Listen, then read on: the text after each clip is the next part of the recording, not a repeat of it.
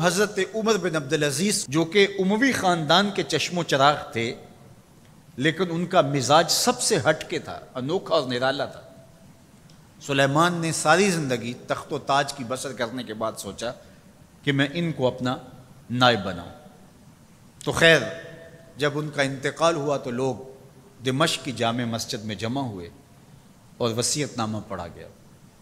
تو حضرت عمر بن عبدالعزیز کھڑے ہوئے، فرمایا لوگوں نہ تو میری منشا تھی کہ مجھے خلیفہ بنایا جائے اور نہ مجھے اس بات کا علم تھا، یہ میری منشا اور آپ لوگوں کی مشاورت کے بغیر کیا گیا ہے، میں اس سے دستبردار ہوتا ہوں، آپ جس کو چاہیں اپنا خلیفہ مقرر کر لیں۔ تو لوگوں نے کہا آپ ہی ہمارے امیر ہیں، آپ ہی ہمارے خلیفہ ہیں۔ تو آپ نے فرمایا کہ جب تک اللہ کی اطاعت کرتا رہوں تب تک تمہارا خلیفہ رہوں گا۔ اور پھر آپ نے حکم نامہ جاری کیا کہ میری جتنی جائیداد ہے ساری بیت المال میں جمع کروائی جائے گی، اور جتنے بھی اموی شہزادے تھے ان کی جائیدادیں جو انہوں نے لوگوں کے ضبط کی ہوئی تھی سب کو بحق سرکار ضبط کرنے کا حکم نامہ جاری کیا۔ مسجد سے باہر نکلے تو آپ کے لیے شاہی سواری لائے گی، فرمایا میرا خچر کافی ہے میرے لیے۔ گھر پہنچے تو اپنی بیوی فاطمہ بنت عبد الملک سے کہا، جو بادشاہ کی بیٹی ہے، بادشاہ کی پوتی ہے اور 4 بادشاہوں کی بہن ہے، ناز و نعم میں پلی ہوئی ہے، کہا کہ میرے ساتھ تم رہنا چاہو تو تمہیں اپنے سارے زیورات، زر و جواہر، سارا مال بیت المال میں جمع کروانا ہوگا اور فقیرانہ زندگی بسر کرنا ہوگی۔ اب اس پاک باز خاتون نے کہا کہ میں اس کے لیے تیار ہوں، میں فقیری کی زندگی کو ترجیح دیتی ہوں۔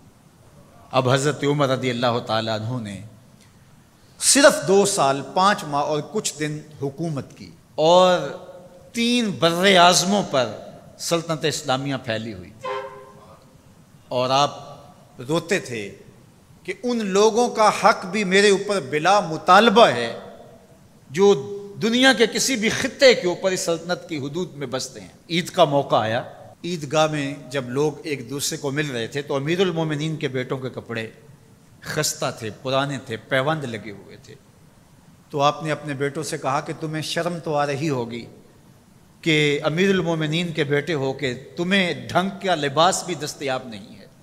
تو آپ کا ایک بیٹا عبد الملک بن عمر بن عبدالعزیز جو آپ کی زندگی میں انتقال کر گیا تھا، اس نے کہا ہمیں اس بات پہ فخر ہے کہ ہمارے باپ نے خیانت نہیں کی ہے، ہمارا باپ دیانتدار ہے۔ جب گھر آتے ہیں تو آپ کی بیٹیاں آپ کو عید مبارک کہتی ہیں، آپ سے ملتی ہیں، لیکن منہ پہ کپڑا دھرا ہوا ہے۔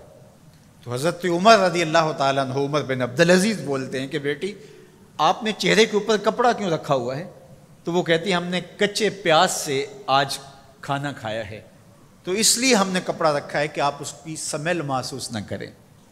تو حضرت عمر بن عبدالعزیز رو پڑتے ہیں اور فرماتے ہیں کہ کس باپ کا جی نہیں چاہتا کہ میری اولاد آسودہ ہو، لیکن میں آخرت سے ڈرتا۔